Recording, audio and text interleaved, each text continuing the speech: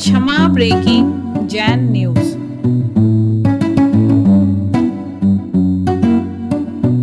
आज है कर्नाटक की पावन भूमि, जहाँ पर तीर्थंकर ऋषभ देव से लेकर भगवान महावीर पर्यंत ऐसे कोई तीर्थंकर भगवान नहीं हुए जिन्होंने दक्षिण से पूर्व, पूर्व से दक्षिण, उत्तर पश्चिम चारों दिशाओं में विहार न किया हो। ऋषभ देव ने के चरणों में सौधर मंदिर जाके प्रार्थना करता है। जय कि आपके बल्लारी के भाई गिरधारी लाल जी बोले, महाराज जी गोमटेश की यात्रा कराना है। ये परंपरा आज की नहीं है। जब भगवान आदिनाथ स्वामी कैलाश पर्वत पर विराजमान थे और समोषण लगा हुआ था, दिवधुनी खिल रही थी, दीर्घ समय हो गया, भगवान ने विहार नहीं किया। छायक समय दृष्टि शौधर्म इंद्र तीर्थंकर ऋषभ देव के चरणों में पहुंचता है कैलाश पर्वत पर और हाथ जोड़ के प्रार्थना करता है, प्रभु आपका जन्म इस कैलाश पर्वत पर ही रुकने के लिए नहीं हुआ है।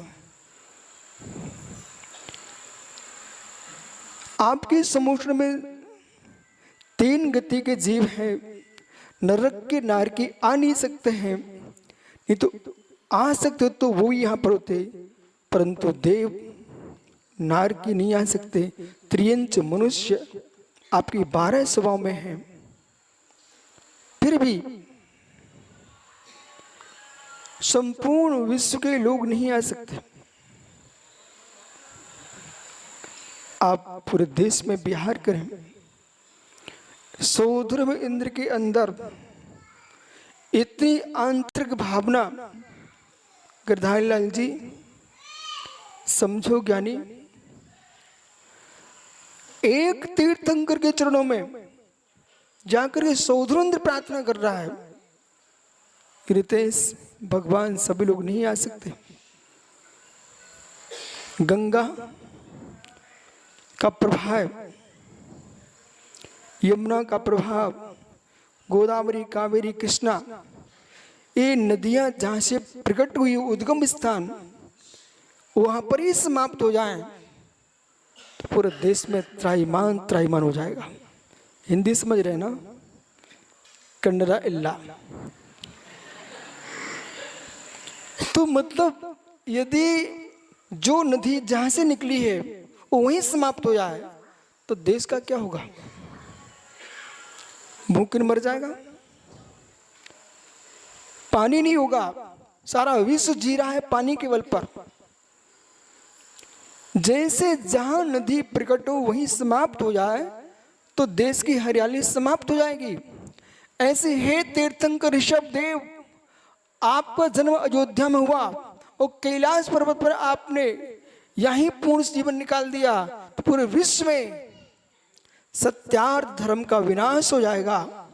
आज बड़ा प्रसन्नता का विषय है, इतिहास पढ़ा कि जब देश में किसी का प्रवेश नहीं था तब भारत की भूमि में श्रवणों का राज्य था।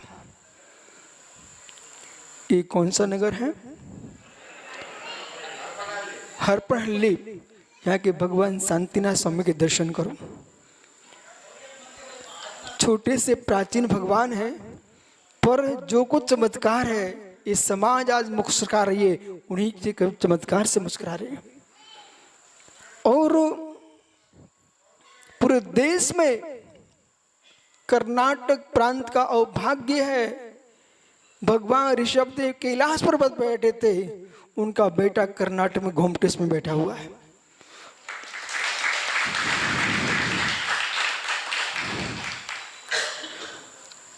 भगवान बाहुली स्वामी को खड़े खड़े 1000 वर्ष हो चुके हैं। 1000 वर्ष हो गए हैं। कोई यूं कहे कि दक्षिण में धर्म कब आया?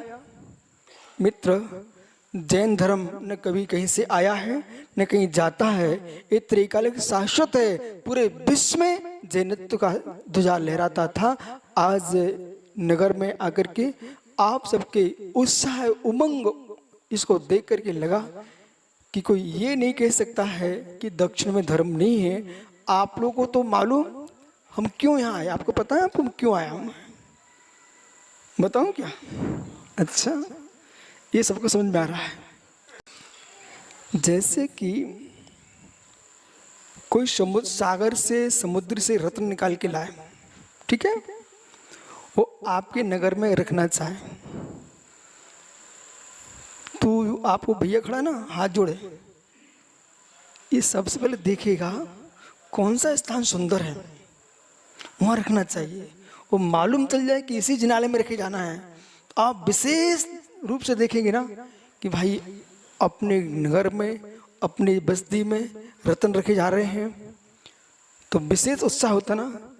ऐसे हमने शास्त्र में पढ़ा, आगम में लिखा है कि भारत की भूमि पर अंतिम श्वास जब रहेगी पंचम काल की, इस कलयुग की, तब देश में कहीं धर्म नहीं बचेगा, ये दक्षिण की भूमि पर ही धर्म बचेगा।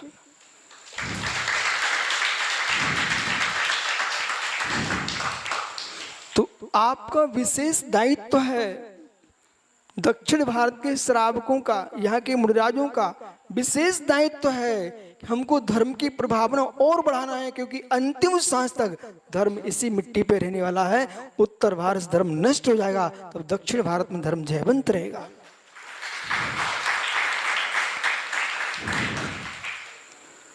यदि कोई श्रावक यहाँ पर आए, वो कहे कि दक्षिण में कोई दिखाई नहीं देता है, उनको रितेश, आजकल फोटो के ज़माने हैं, मोबाइल के ज़माने हैं, चैनलों के ज़माने हैं, इन सब के फोटो भेजो दक्षिण भारत के श्रावकों के।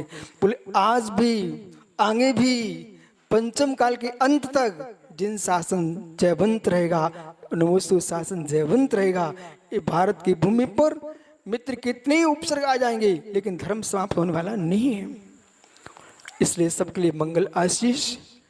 जैसे आज आपके अंदर उत्साह है, संवेग भाव है, इसको बचा के रखना, क्योंकि पर्याय नष्ट होने में समय लगता नहीं है। जो कुछ हमारे साथ जाएगा, परिणामों की निर्मलता ही हमारे साथ जाएगी, इसमें कोई शंका नहीं है। जगत ने जो सोचा है वो मात्र इतना सोचा कि मैं कैसे जीऊं, अच्छे से अच्छे सुख से जी सकूं, इतना लोगों ने सोचा। लेकिन जैन धर्म ने, सर्वर्ण संस्कृति ने विश्व को कहा तुम्हारा सोच अधूरा है, तुम्हारा सोच अधूरा है, आप मात्र वर्तमान के लिए सोच रहे हो, भविष्य के बारे में कोई विचार नहीं है आपका।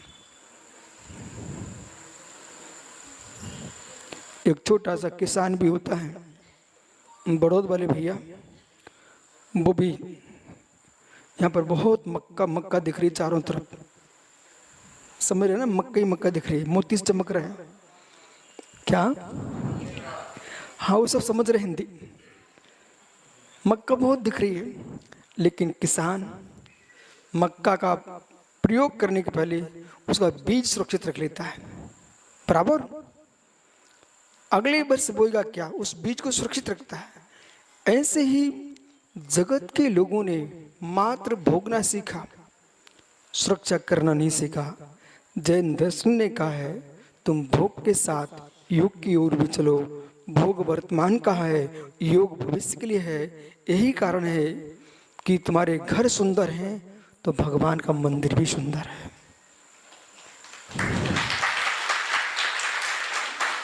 ऐसा क्यों?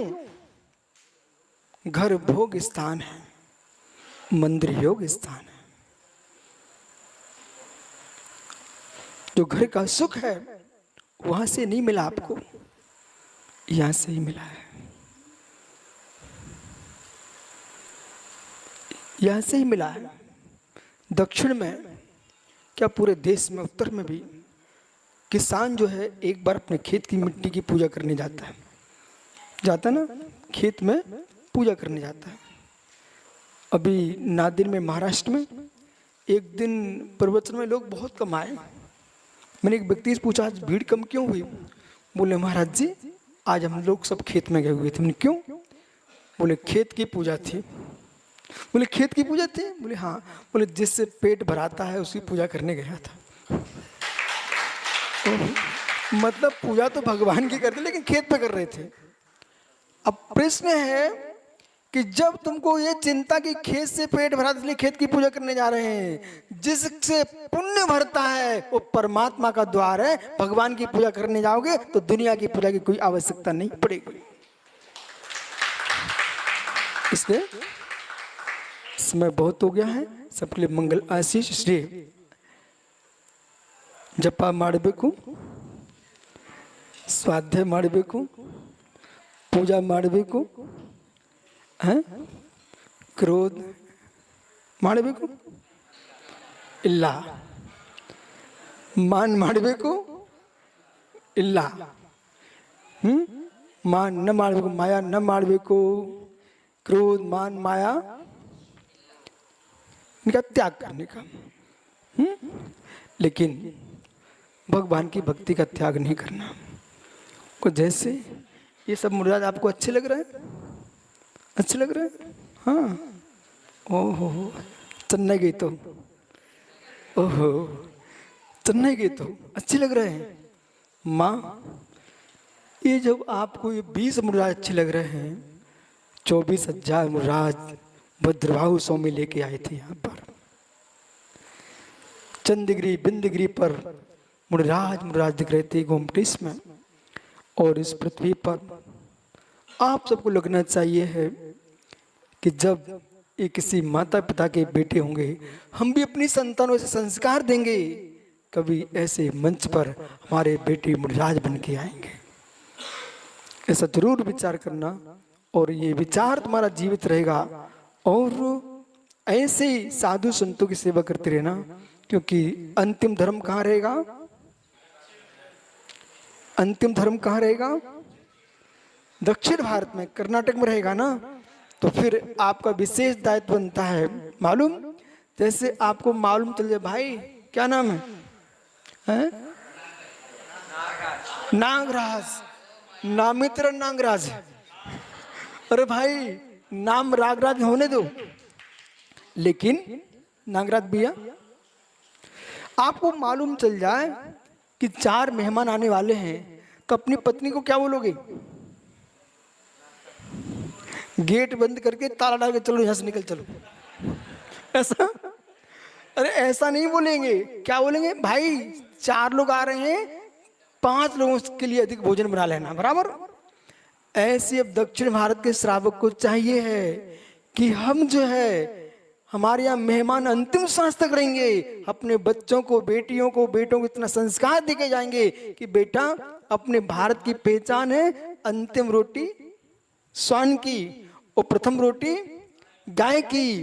तो मित्र हमारे यहाँ अतिथि सत्कार व्रत है, अतिथि संभाग व्रत है। इसलिए हमारे जीवन में जितने बालक बालिका हैं उनको मात्र स्कूल कॉलेज ही मत भेजो, स्कूल कॉलेज साथ उनको धर्म के संस्कार भी दो। ये विशाल मंदिरों की देख कौन करेगा? ओहो ऊपर देखो, ऊपर देखो, क्या प्रभु ऐसे ए शांतिनाथ ही बैठे हुए हैं। यहाँ के शिल्पकारों की कला देखो। तो नागराज जी भाई सुन रहा कि नहीं? ये सब तुम्हारे माता पिता ने अच्छे संस्कार दिए, सो आप यहाँ खड़े हुए हो। आज ये बच्चे सब ध्वजा लिए घूम रहे थे, एक नन्हा सा बालक कहाँ गया? ओ मित्र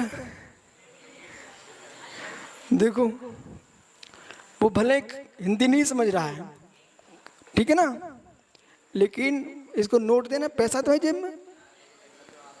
भाई जेब में सिक्का है क्या? दे देना उसको। उसको पूछो क्या है, पूछना क्या है? हैं? क्या बोल रहा है? मुद्रा। देखो मतलब भारत देश की मुद्रा समझ रहा है। बेटा देख, तू सिक्का पहचानना जानता है, देख ये महावीर की मुद्रा है। इसको सब पहचानना जानते हैं, ठीक है ना। जैसे देश की मुद्रा को किसी प्रांत का बच्चा पहचानता है, जैसे भगवान तीर्थंकरी मुद्रा, दिगंबर मुद्रा सारा विश्व पहचानता है। इसलिए सबको मंगल आशीर्वाद महावीर स्वामी की।